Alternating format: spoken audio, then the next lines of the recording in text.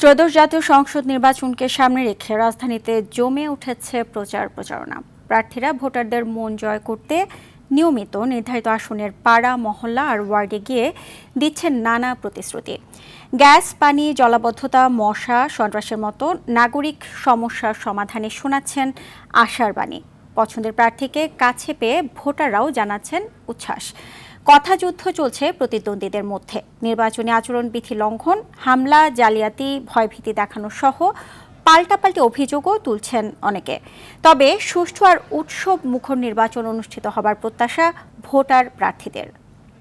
প্রচার সামগ্রীর ক্ষেত্রে আমার মনে হয় আমার প্রতিপক্ষ প্রার্থীর আচরণবিধি যে সীমা আছে, ব্যয়ের সীমা, সেটা অতিক্রম করে গেছে। সেটা আপনারা মাঠে দেখতে পাচ্ছেন। যে পরিমাণ ব্যানার লাগানো হয়েছে, যে পরিমাণ ডিজিটাল বিলবোর্ড লাগানো। আমাদের দায়িত্বের জায়গা থেকে আমরা সর্বোচ্চ চেষ্টা করব যাতে আইন শৃঙ্খলা পরিস্থিতি আমাদের জায়গা থেকে যতটুকু দায়িত্ব পালন করার কথা সেটা আমরা করব, যাতে মানুষ নির্ভয় নির্বিঘ্নে উৎসাহ উদ্দীপনা নিয়ে ভোট কেন্দ্রে ভোট দিতে পারে। দর্শক, ঢাকা 15 আসন থেকে সরাসরি যুক্ত হচ্ছেন সহকর্মী শাকিবুর রহমান। শাকিব, আজকের প্রচারণায় এলাকাগুলোতে নির্বাচনী আমেজ কেমন দেখছেন?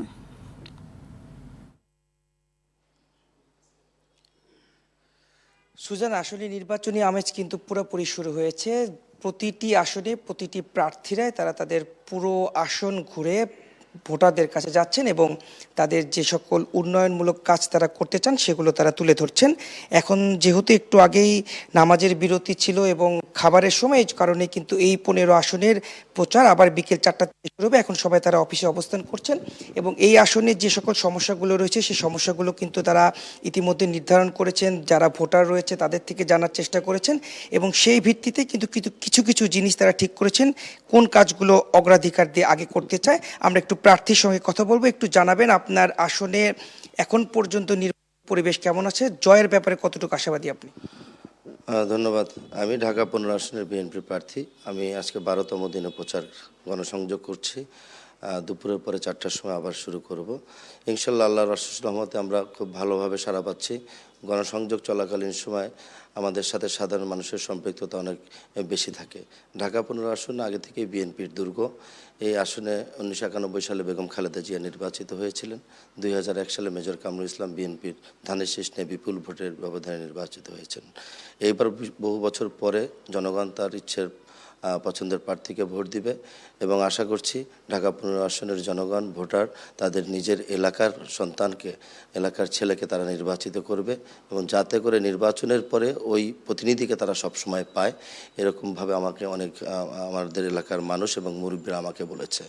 বিএনপি অনেকদিন পরে তার স্থানীয় বাসিন্দা, আমি যেমন এখানে আমার জন্ম, বড় হয়েছি এখানে, আমাকে মনোনীত করায় এলাকাবাসী অনেক খুশি, হ্যাপি এবং তারা আশা করছে আমাকে ধানের শীষের ভোট দিয়ে নির্বাচিত করবে। ধন্যবাদ। আসলে যেটি শুনছিলেন যে আসলে তারা প্রচারণা বিকেল 4টা থেকে আবার শুরু করবে। পরবর্তী সংবাদে হয়তো আরেকটি আসন থেকে আমরা দর্শকদেরকে সেটি জানিয়ে দেবো। তো এই ছিল এখন পর্যন্ত ঢাকা 15 আসন থেকে আমার কাছে সর্বশেষ। অসংখ্য ধন্যবাদ শাকিব আপনাকে। প্রচারণার খবর জানাতে ঢাকা 7 আসনের লালবাগে আছেন সহকর্মী দীপ্ত চন্দ্রপাল। দীপ্ত, আপনার কাছে জানতে চাচ্ছি, প্রার্থীরা ভোটারদের কেমন সাড়া পাচ্ছেন এবং সর্বোপরি ভোটাররা কি প্রত্যাশা করছেন? সুজন, আপনি যেমনটি বলছিলেন, নির্বাচনী প্রচারণা কিন্তু সকাল থেকেই শুরু হয়ে গেছে। বিএনপি, আমরা দেখেছি যে বিএনপি, জামায়াত সহ বিভিন্ন অঙ্গ সংগঠনের যে প্রার্থীরা তারা কিন্তু বিভিন্ন ভোটারদের দ্বারে দ্বারে যাচ্ছে এবং উন্নয়নের যে ফিরিস্তি সেগুলো কিন্তু শোনাচ্ছেন। সেদিক থেকে পিছিয়ে নেই স্বতন্ত্র প্রার্থীরা। আমরা এখন রয়েছি ঢাকা 7 আসনে। এখানে যে স্বতন্ত্র প্রার্থী রয়েছে মোহাম্মদ ইশাক সরকার, তিনি কিন্তু তার গণসংযোগ শুরু করেছেন। কিছুক্ষণ আগে তিনি মসজিদে নামাজ পড়েই কিন্তু তার গণসংযোগ শুরু করেছেন। আমরা একটু জানতে চাবো, কারণ এই আসনটিতে তিনি ছাড়াও আরো 10 জন প্রার্থী রয়েছেন, বিএনপি এবং জামাতের প্রার্থী রয়েছেন। আপনার এখানে তো অনেকগুলো প্রার্থী রয়েছে, তো নির্বাচনকে কেন্দ্র করে কোনো পেশি শক্তি বা হুমকি দেখছেন কিনা একটু বলুন। নির্বাচনকে কেন্দ্র করে আবার সেই পেশি শক্তির আমরা কিছুটা দেখতে পাচ্ছি।